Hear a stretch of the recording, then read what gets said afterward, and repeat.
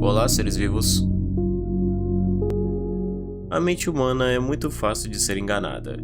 Isso pode ser demonstrado, por exemplo, com alguns mistérios que nem mesmo a ciência é capaz de explicar, como o efeito placebo, onde o paciente é capaz de se curar mesmo sem a ingestão de medicamentos autênticos. Porém, isso também abrange situações mais casuais, como casos do próprio cotidiano, onde somos levados a desenvolver uma memória de um acontecimento ou coisa do passado que nunca existiu de fato, definindo uma memória falsa, ou também mais popularmente conhecido pelo nome de efeito Mandela, sendo o caso de quando uma mesma memória falsa é compartilhada coletivamente com mais de um indivíduo. Muito provavelmente que você já passou por algum efeito Mandela, como nos casos mais clássicos do monóculo do personagem de Monopoly, ou até mesmo no detalhe preto da cauda do Pikachu. E nesse segundo caso, falando especificamente sobre jogos, existem alguns casos estranhos de efeito Mandela que puderam ser observados no decorrer dos anos que eu achei que seria interessante de se comentar. E é por isso que no vídeo de hoje, nós iremos falar sobre alguns casos estranhos de efeito Mandela nos videogames. Mas antes eu quero dar uma dica para você que ainda não conhece a Rollstore. A Rollstore é uma loja online de produtos digitais especializada na venda de jogos, chaves digitais, pontos Steam e até assinaturas de serviços de streaming. A vantagem de comprar com a Rollstore é que os produtos que eles oferecem são muito acessíveis, pois eles trabalham com preços abaixo do padrão do mercado, oferecendo chaves que são disponibilizadas a partir de R$19,90. Mas isso fica ainda melhor com os chamados jogos offline, e por um custo muito baixo você tem acesso a jogos sem depender de internet para aproveitar campanhas e histórias em jogos single players. E se você ficou interessado, eu vou deixar o link do site deles na descrição desse vídeo e também no comentário fixado. Mas para te ajudar mais ainda, usando o meu cupom KFAL nas compras, você ganha um desconto exclusivo em produtos da loja. Então não perca tempo e acesse agora mesmo a Rollstore pelo link de acesso aqui embaixo. Agora, sem demorar muito, pega um café e vamos pro vídeo porque a história é longa.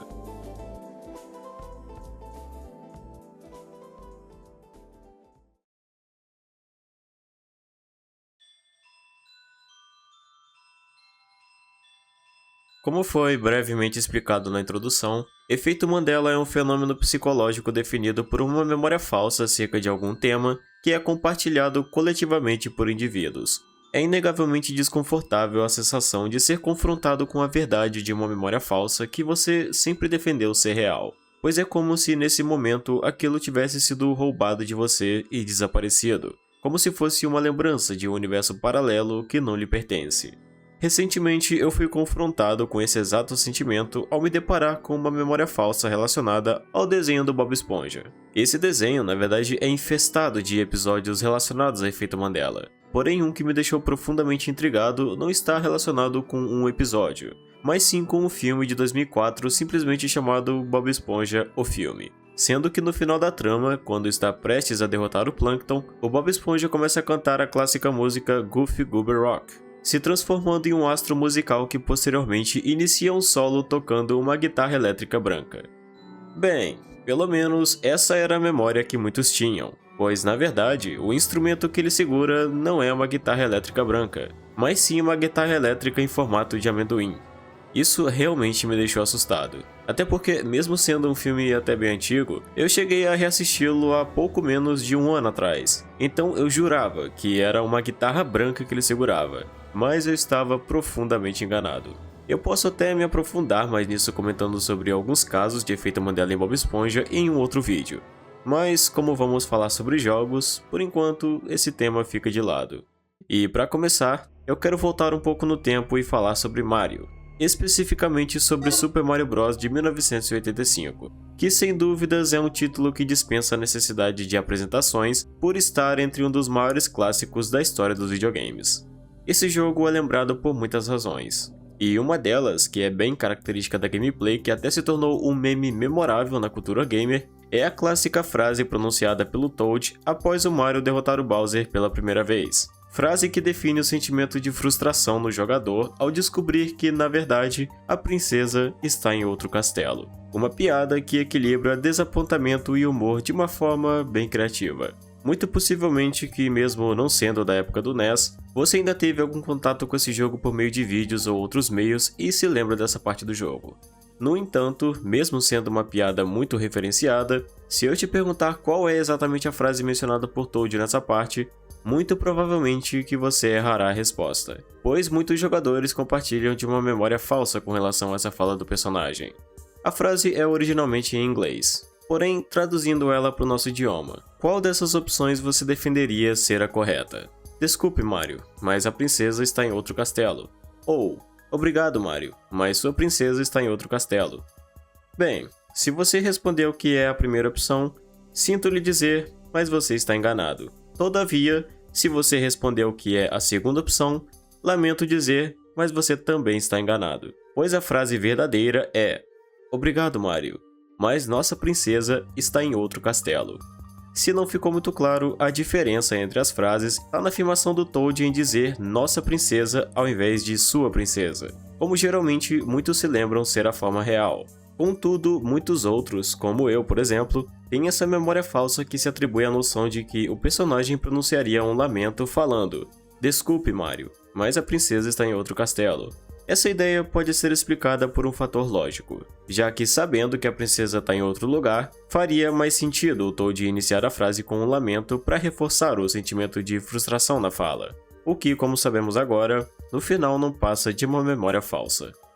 Em se tratando da franquia de Mario, existem outros casos de efeito Mandela que também puderam ser observados em jogos diferentes. Mario Kart é uma das séries de jogos de corrida mais memoráveis de todos os tempos, pelo conceito casual que permite um entretenimento compartilhado que pode ser experienciado por vários jogadores em uma única sessão, o que permitia horas de diversão em conjunto em mapas de corrida competindo personagens clássicos da franquia, mas que em alguns casos também podia resultar em momentos frustrantes e de muita raiva. Algo que podia acontecer, por exemplo, ao ser jogado para fora da pista do mapa Rainbow Road, um mapa muito característico de Mario Kart. Contudo, falando sobre esse mapa, muitos jogadores se lembram de que na versão de Nintendo 64 de Mario Kart, o mapa de Rainbow Road não possuía cercas de proteção nas laterais da pista, o que tornavam elas mais desafiadoras e propícias para a queda, bem como acontece com a versão de Super Nintendo de Mario Kart. Mas na verdade isso se trata de uma memória falsa, tendo em vista que em Rainbow Road de Mario Kart 64 sempre existiu um cercado de estrelas que impediam acidentes recorrentes de queda. Isso causou uma certa confusão em alguns players que diziam sempre acreditar ser o contrário, o que explicaria um maior nível de desafio na pista. Como se nota, essa ideia provavelmente se desenvolveu por consequência de uma confusão entre os jogos, pois sabendo que na versão de Super Nintendo essa cerca não existia, provavelmente isso culminou em uma memória falsa de que esse também era o caso da versão de Nintendo 64 de Mario Kart, o que não era o caso. Isso é uma coisa muito comum para explicar alguns casos de efeito Mandela, quando uma mídia em específica acaba sendo confundida com outra, dando origem a uma memória falsa, ou até simplesmente algo que lembrava aquela mídia ser igualmente confundida, levando a uma falsa verdade. Naturalmente, isso não explica todos os casos de efeito Mandela, mas é uma casualidade que geralmente se relaciona com esse fenômeno. No último vídeo do canal eu cobri o iceberg das Lost Medias de FNAF, e eu irei resgatar mais uma vez essa franquia desse vídeo, pois existem muitos casos intrigantes de memórias falsas atreladas a esse jogo. Para quem começou a acompanhar a série em um momento mais tardio, certamente nota as fortes diferenças com títulos mais recentes em comparação aos títulos mais antigos, em especial do primeiro Five Nights at Freddy's de 2014, que foi responsável por iniciar toda essa franquia. Apesar disso, muitos, como eu, ainda têm um carinho pelo jogo pelo conceito da gameplay e, sobretudo, pelo que ele representa. Por isso, muitos dos jogadores fãs da franquia de FNAF têm guardado na mente não menos do que todas as telas possíveis apresentadas no jogo, sejam decorrentes da gameplay ou provenientes de telas raras. Mas mesmo tendo guardado cada um dos movimentos dos animatrônicos nas câmeras, cada expressão, cada situação possível, até os jogadores mais fiéis são enganados por uma memória falsa relacionada a uma imagem da câmera de segurança que nunca existiu no jogo. E eu estou falando desse frame dos animatrônicos Freddy, Bonnie e Chica encarando o jogador na câmera do show stage. Muito provavelmente que nesse momento você tenha ficado um pouco ou bem confuso. Só que, por mais estranho que isso possa parecer, de fato essa imagem nunca esteve no jogo original. Isso sem dúvidas fica ainda mais ilógico quando percebemos que, apesar disso, essa imagem de fato existe nos arquivos de FNAF 1. porém existindo apenas como material não utilizado, o que sem dúvidas deixa isso ainda mais estranho. Mas eu quero esclarecer que você não está completamente maluco, pois mesmo não estando no jogo, essa imagem afinal aparece em outro lugar, sendo que essa aparição ocorre no trailer de FNAF 1 em um rápido frame onde podemos perceber os 3 animatrônicos encarando a câmera, sendo onde ela aparece pela primeira e última vez na franquia.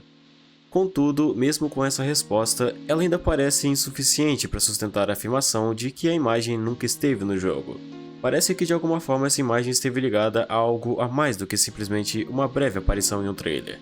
Sinceramente, descobrir que a existência dela no jogo era uma completa farsa me deixou bem incomodado, e não tenho dúvidas de que esse também possa ter sido o seu caso.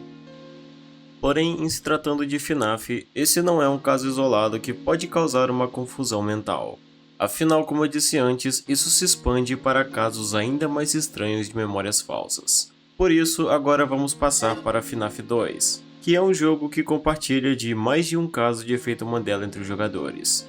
A segunda entrada da franquia de FNAF foi sem dúvidas um salto enorme de mudanças e novidades que superavam em praticamente todos os quesitos o título anterior, que pelo menos para mim define o título mais marcante dentre todos já lançados. Mas mesmo com essa enorme quantidade de conteúdos, novos animatrônicos, novos ambientes, todos, ou ao menos a maioria, se lembra vividamente de cada um desses detalhes. Só que estranhamente, com o passar do tempo, isso acabou se mesclando com situações que nunca ocorreram factualmente no jogo. Um exemplo disso se refere a Toy Chica. Oficialmente, existem 6 lugares que podemos observar esse animatrônico durante a gameplay, sendo eles no Show Stage, no Main Hall, na frente da sua sala, na Party Room 1 quando está prestes a entrar na ventilação, dentro da ventilação e quando está prestes a sair da ventilação.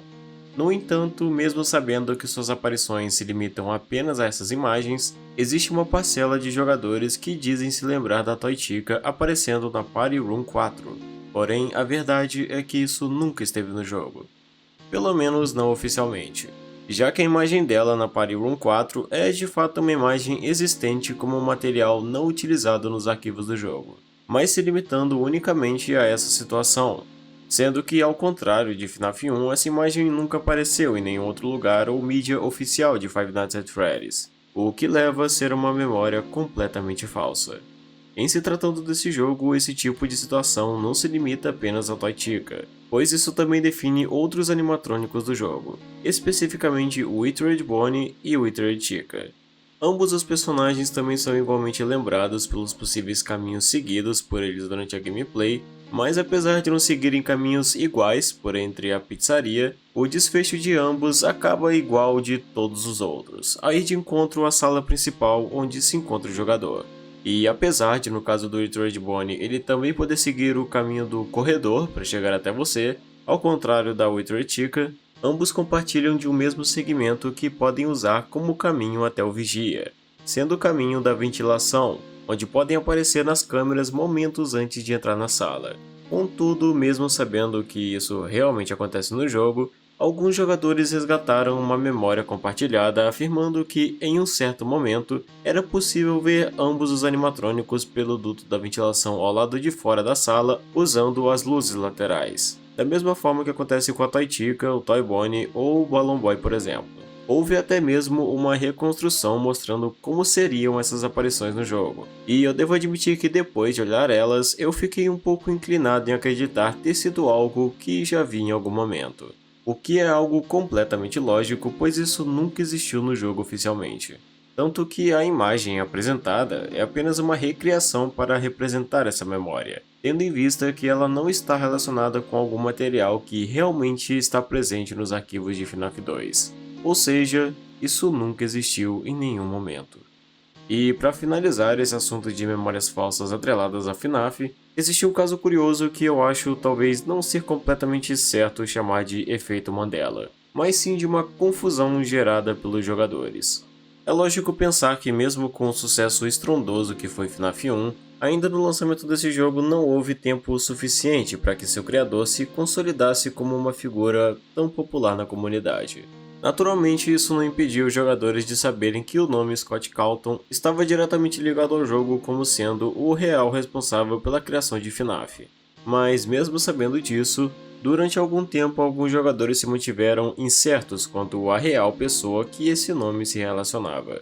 Por isso, se você viveu essa época inicial da franquia, é realmente muito possível que você se lembre dessa foto circulando pela internet, supostamente sendo atrelada ao nome do criador de Five Nights at Freddy's, Scott Cawthon. E eu digo isso porque eu mesmo me lembro de acreditar fielmente que esse rosto definia a imagem do criador da série. Porém, isso não passou de um puro equívoco coletivo.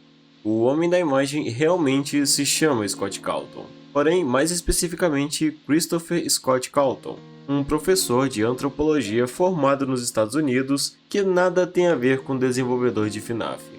É fácil perceber como essa noção de que o homem da imagem era amplamente confundido entre os jogadores, já que em muitos vídeos dessa época sobre FNAF costumavam usar a imagem dele como sendo o real criador do jogo. Até mesmo hoje em dia ainda é possível perceber resquícios desse equívoco, pois até mesmo em algumas páginas de wikis de FNAF ainda usam erroneamente a imagem de Christopher Scott Cawthon como desenvolvedor do jogo, confirmando como isso se estendeu para um delírio coletivo que afetou vários fãs da comunidade. Não tenho dúvidas de que mesmo hoje em dia ainda existam pessoas que permanecem acreditando que a imagem representa o verdadeiro criador do jogo. Mas, como eu disse, esse é um caso um pouco mais particular e só vale ser mencionado como curiosidade, pois afinal isso não se trata de um caso de efeito Mandela, e sim de uma confusão não esclarecida na época de lançamento dos primeiros títulos.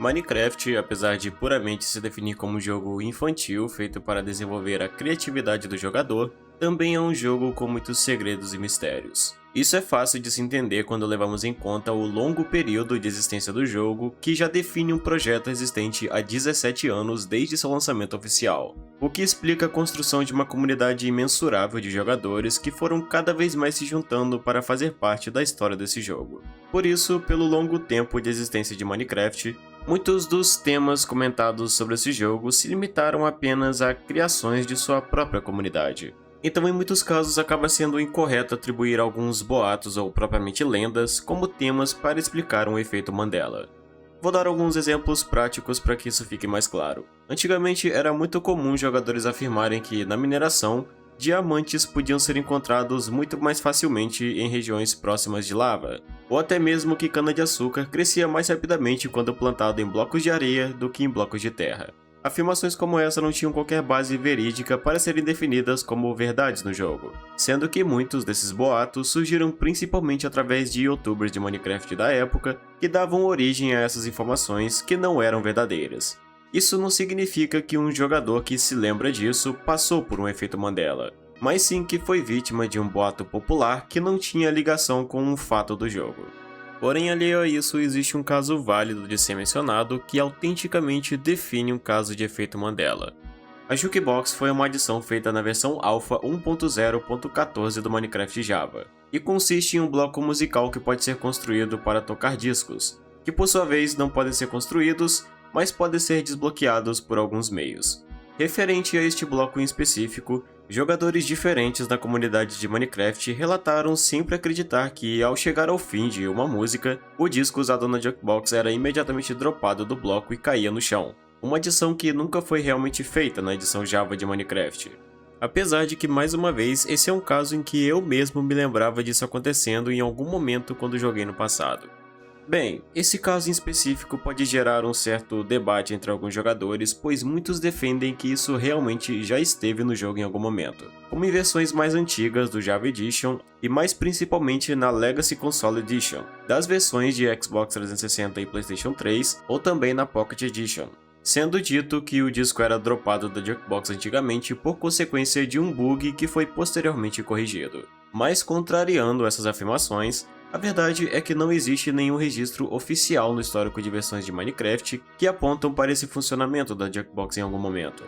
Só que aqui vai uma coisa estranha, pois segundo a própria wiki de Minecraft, existe um único registro referente a isso na versão 1.0.1 da Legacy Console Edition, onde há uma menção sobre os discos serem expelidos da Jackbox quando terminavam de tocar. No entanto, analisando melhor essa informação, podemos observar que ela carece de uma verificação oficial, ou seja, essa informação não tem uma base sólida para ser definida como verdade. Tanto que, olhando para uma das discussões mais antigas ligadas ao bloco, podemos encontrar um comentário de 15 de julho de 2012, onde um usuário comenta sobre o fato de que o disco só era removido se o próprio jogador o removesse.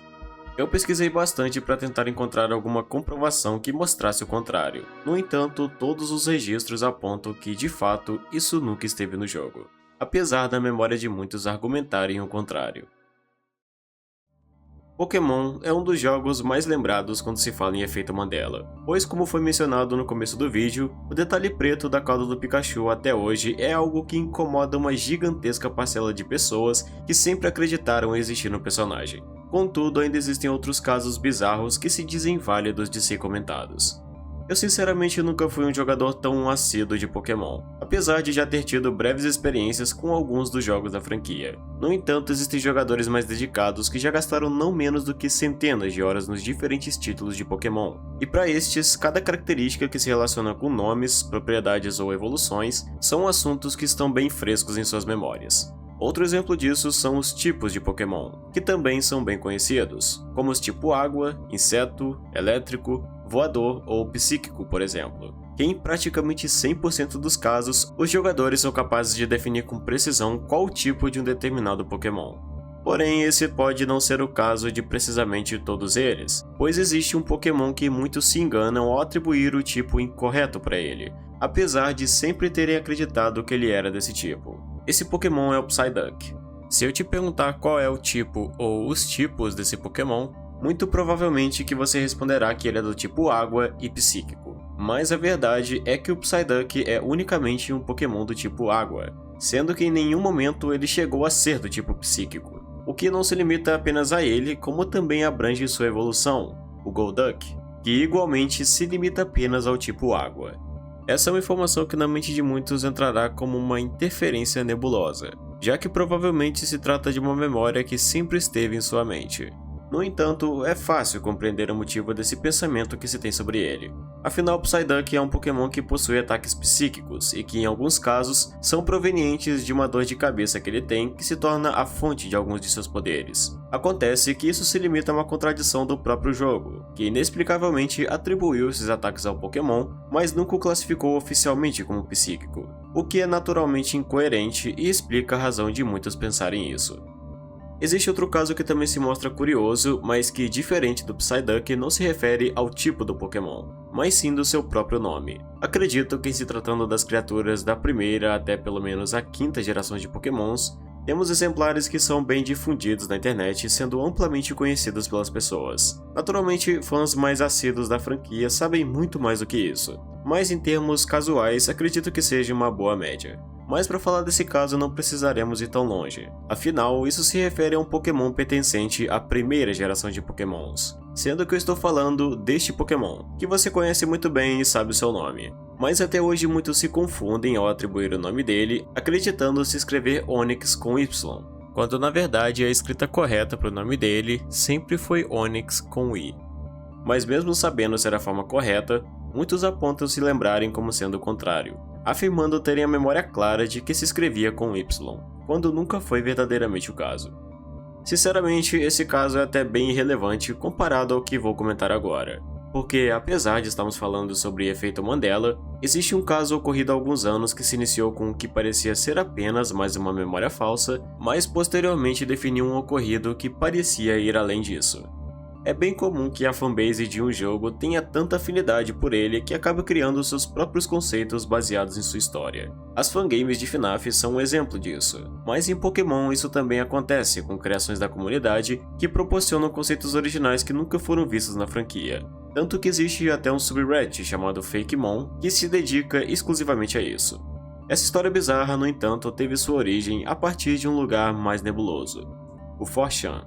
Em julho de 2010 surgiu um post em uma comunidade de fanarts de Pokémon do site, onde um usuário trouxe um desafio interessante para os outros. E o desafio consistia em cada um desenhar o seu Pokémon favorito, sem auxílio de qualquer referência visual, desenhando livremente da maneira que você se lembrava dele. O desafio engajou de forma satisfatória e muitos postaram suas obras na tentativa de cumprir o desafio conforme suas habilidades. No entanto, entre os membros participantes do desafio, um em específico acabou chamando a atenção pela concepção de um Pokémon que primeiramente foi encarado de forma cômica, sendo esse que você está vendo agora.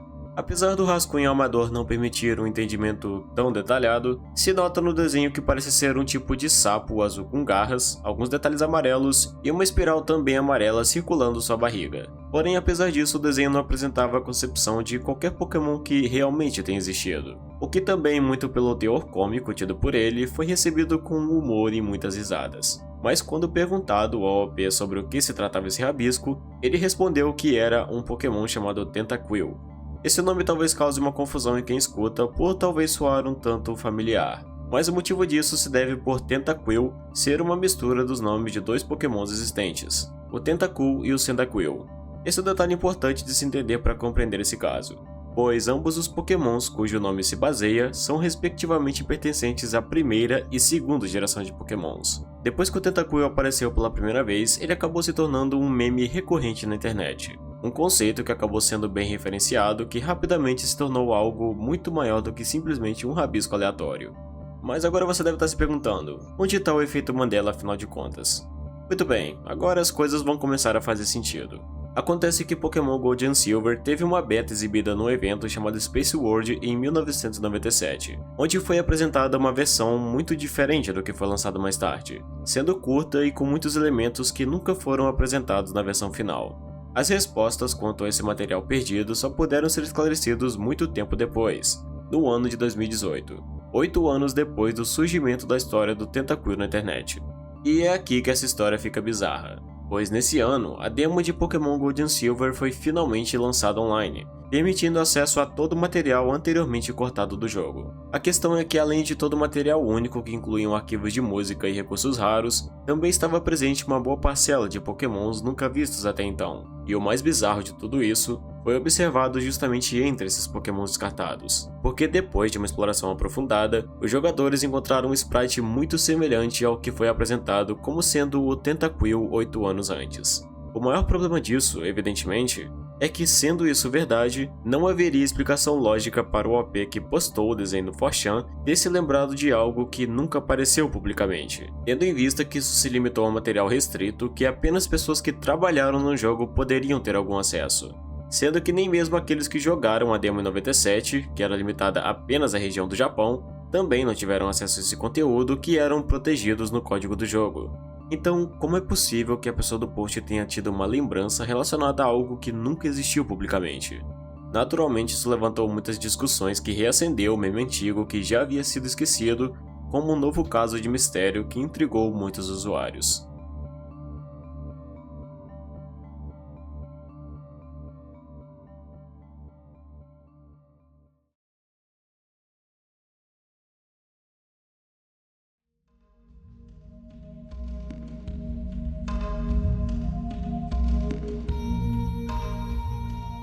E bem, chegamos ao fim de mais um vídeo. Esses foram alguns casos de efeito Mandela nos videogames que eu quis apresentar no vídeo de hoje. Eu espero que você tenha gostado desse vídeo e tenha tido uma boa experiência com ele. E no mais é isso, espero todos vocês no próximo vídeo. Até mais!